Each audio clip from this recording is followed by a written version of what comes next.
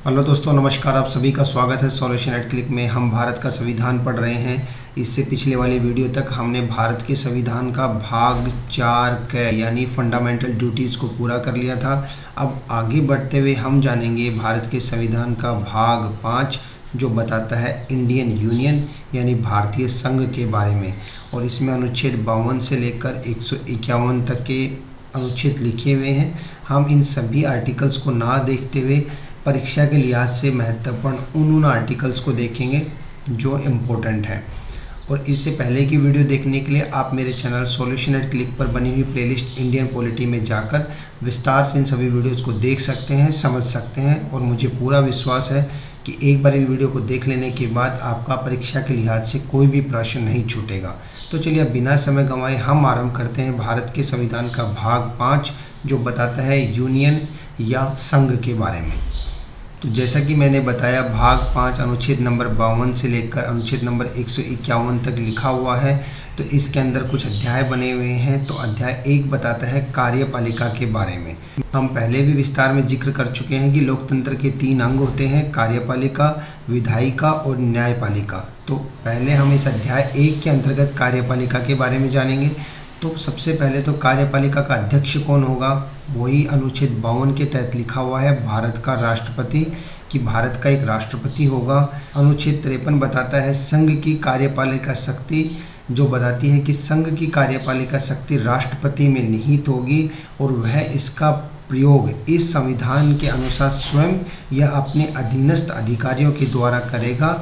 और राष्ट्रपति की मदद करने के लिए, उनको परामर्श देने के लिए एक संसद भी होगी जो राष्ट्रपति को संविधान के अनुसार कार्य करने में अपने परामर्श देगी। यह भी आगे अनुच्छेद में ही लिखा हुआ है।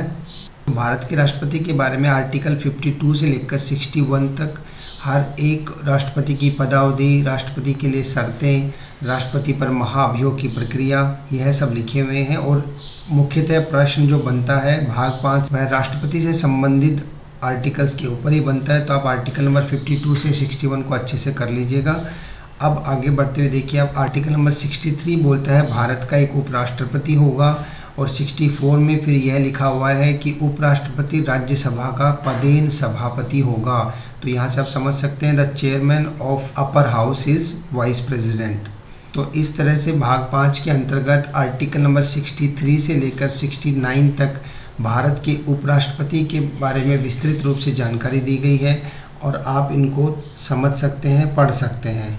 आर्टिकल नंबर 70 बोलता है अन्य आकस्मिकताओं में राष्ट्रपति के कर्तव्यों का निर्वहन, कि संसद ऐसी किसी आकस्मिकता में जो इस अध्याय में उपबंधित नहीं है। इस अध्याय में क्या क्या लिखे हुए हैं, आकस्मिक मृत्यु, राष्ट्रपति का पद पर आसीन ना होना, राष्ट्रपति का पद रिक्त होना या राष्ट्रपति का स्वास्थ्य सही ना होना। इनके अलावा अगर और कोई आकस्मिकता आती है तो उसके बारे में, तो उन सब आकस्मिकताओं को ध्यान में रखते हुए संसद ऐसे उपबंध करेगी जो वह ठीक समझे, जो राष्ट्रपति के कर्तव्यों के निर्वहन के लिए जरूरी है। और भाग 5 का एक सबसे महत्वपूर्ण आर्टिकल जो है वह 71 जो बताता है राष्ट्रपति या उपराष्ट्रपति के निर्वाचन से संबंधित या संसक्त विषय, कि अगर राष्ट्रपति के पद के निर्वाचन में या उपराष्ट्रपति के पद से संबंधित कोई विवाद उठता है तो उसका विनिश्चय सीधा उच्चतम न्यायालय में किया जाएगा और उन्हीं का डिसीजन अंतिम होगा। और संविधान के भाग 5 का जो सबसे महत्वपूर्ण आर्टिकल है वह है आर्टिकल नंबर 72 जो बोलता है क्षमा आदि की और कुछ मामलों में दंडादेश के निलंबन, परिहार या लघुकरण की राष्ट्रपति की शक्ति।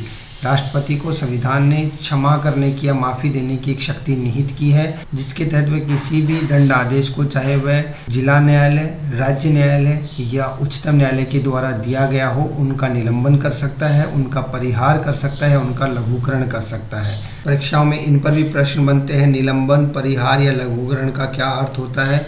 तो निलंबन मतलब सजा को निलंबित कर दिया जाना, परिहार मतलब कैदी की मानसिक व शारीरिक अवस्था को देखते हुए उसके दिए हुए दंड में कमी कर देना, और लघुकरण का अर्थ होता है कि मृत्युदंड के आदेश को किसी अन्य सजा में बदल देना। ये सब आते हैं राष्ट्रपति के दंडादेश के तहत दी हुई शक्तियों के अंतर्गत। और आर्टिकल नंबर 74 बोलता है, जो मैंने पहले भी जिक्र किया था, राष्ट्रपति को सहायता या सलाह देने के लिए मंत्रिपरिषद होगी। जिसका प्रधान प्रधानमंत्री होगा और राष्ट्रपति को अपने कर्तव्यों का प्रयोग ऐसी सलाह के अनुसार ही करना होगा जो मंत्रिपरिषद के द्वारा दी जाती है। आर्टिकल नंबर 75 बोलता है मंत्रियों के बारे में अन्य उपबंध। यह बताता है कि किसी भी संसद में, किसी भी सरकार में कितने हद तक मंत्री बनाए जा सकते हैं। संविधान के अनुसार कुल चुने हुए सांसदों में से 15% से अधिक मंत्रियों को नियुक्त सरकार नहीं कर सकती है, यानी अधिकतम संख्या कितनी हो सकती है, 15%। और इसमें और भी जो महत्वपूर्ण उपबंध, मंत्री राष्ट्रपति के प्रसाद पर्यंत अपने पद को धारण करेंगे, यानी मंत्री का कार्यकाल सुनिश्चित नहीं है, वह राष्ट्रपति की इच्छा के अनुसार कभी भी हटाया जा सकता है। जो सबसे महत्वपूर्ण कथन हमारे मंत्रिपरिषद को लेकर लिखा गया है कि मंत्रिपरिषद लोकसभा के प्रति सामूहिक रूप से उत्तरदायी होगी।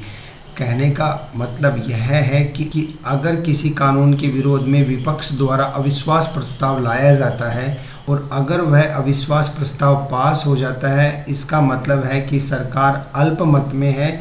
लेकिन इसका मतलब यह नहीं है कि जिस कानून के विरुद्ध में अविश्वास प्रस्ताव लाया गया था उस मंत्रालय का मंत्री ही अपना इस्तीफा सौंपकर सरकार को बचा लेगा। अगर सरकार अल्पमत में आती है तो वह सामूहिक रूप से सरकार के प्रति उत्तरदायी होगी और फिर सरकार को ही इस्तीफा देना पड़ेगा। अनुच्छेद नंबर 76 बोलता है भारत का एक महान्यायवादी होगा और महान्यायवादी को अपने कर्तव्यों के पालन में भारत के राज्य क्षेत्र में सभी न्यायालयों में सुनवाई का अधिकार होगा और राष्ट्रपति के प्रसाद पर्यंत भारत का महान्यायवादी अपना पद धारण करता है। एक और महत्वपूर्ण आर्टिकल है आर्टिकल नंबर 78 जो बोलता है राष्ट्रपति को जानकारी देने आदि के संबंध में प्रधानमंत्री के कर्तव्य कि प्रधानमंत्री जो कि मंत्रिपरिषद का प्रधान होता है, यह उसका कर्तव्य बनता है कि वह संघ के कार्यकलाप और प्रशासन के संबंध में मंत्रिपरिषद के सभी विनिश्चय को राष्ट्रपति को समय समय पर संसूचित करेगा। और जब भी किसी भी विधान के विषय में या प्रशासन के संबंध में राष्ट्रपति जानकारी मांगेंगे तो वह उसको देगा। और किसी विषय को जिस पर किसी मंत्री ने विनिश्चय किया है लेकिन मंत्रिपरिषद ने विचार नहीं किया है, लेकिन तब भी अगर राष्ट्रपति उस विषय के बारे में सूचना चाहता है तो वह उसके प्रति जाकर विचार रखेगा। अब हम देखते हैं अध्याय 2 जो बोलता है संसद। तो सबसे पहले आर्टिकल नंबर 79 जो कि एक बहुत महत्वपूर्ण आर्टिकल है कि संघ के लिए एक संसद होगी और हमारे संसद में जो 3 महत्वपूर्ण अंग हैं वह होते हैं भारत का राष्ट्रपति, लोकसभा और राज्यसभा। और यह भी परीक्षाओं में प्रश्न पूछा गया है बार बार। अनुच्छेद नंबर 84 बोलता है संसद की सदस्यता के लिए अर्हता की कौन व्यक्ति संसद के लिए किसी स्थान को भरने के लिए अर्हित होगा, यह इस आर्टिकल में लिखा हुआ है। और वह आप जानते भी हैं वैसे कि राज्यसभा के लिए क्या योग्यताएं हैं और लोकसभा के द्वारा सांसद चुने जाने के लिए क्या योग्यताएं होती हैं। आर्टिकल नंबर 86 और 87 भी बहुत ही महत्वपूर्ण है। आर्टिकल नंबर 86 बोलता है सदनों में अभिभाषण का और उनको संदेश भेजने का राष्ट्रपति का अधिकार कि राष्ट्रपति जब चाहे और वह अपेक्षा करे तो कि संसद के किसी भी सदन को या संयुक्त रूप से दोनों सदनों को अभिभाषित कर सकता है और उस समय वह सदस्यों की उपस्थिति की भी अपेक्षा कर सकता है। और दूसरा है राष्ट्रपति का विशेष अभिभाषण। यह भी परीक्षाओं में कई बार पूछा गया है कि राष्ट्रपति अपना विशेष अभिभाषण कब कब देता है। तो किसी भी लोकसभा के निर्वाचित होने के बाद जब पहले सत्र का आयोजन किया जाता है तो उस समय सत्र की शुरुआत में ही राष्ट्रपति अपना अभिभाषण देता है और संसद के आह्वान का कारण बताता है। वहीं इसके बाद हर वर्ष की शुरुआत में भी राष्ट्रपति अपना विशेष अभिभाषण देता है। और आर्टिकल नंबर 99 बोलता है सदस्यों द्वारा शपथ या प्रतिज्ञान कि संसद के प्रत्येक सदन का प्रत्येक सदस्य अपना स्थान ग्रहण करने से पहले राष्ट्रपति के द्वारा या उसके निमित्त व्यक्ति के समक्ष तीसरी अनुसूची में, मैंने संविधान की अनुसूचियों के ऊपर एक वीडियो बना के डाल रखी है जिसमें तीसरी अनुसूची में लिखा हुआ है शपथ। संविधान के प्रारूप के अनुसार किस अधिकारी को किस तरह से शपथ लेना होगा, तो अपनी शपथ के अनुसार ही वह शपथ लेगा, प्रतिज्ञान करेगा और उस पर अपने हस्ताक्षर करेगा। और आज की हमारी वीडियो का अंतिम आर्टिकल है आर्टिकल नंबर 100 जो बोलता है सदनों में मतदान।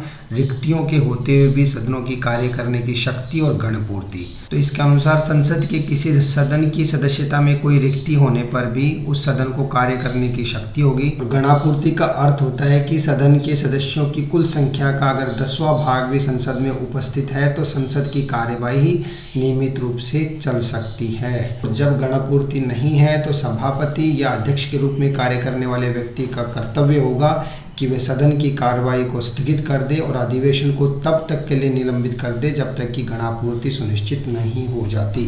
तो चलिए दोस्तों, इसी के साथ आज की वीडियो में हम जानेंगे इतना ही। कल हमारी इस वीडियो में हम भारत के संविधान के इस भाग 5 को समाप्त कर देंगे।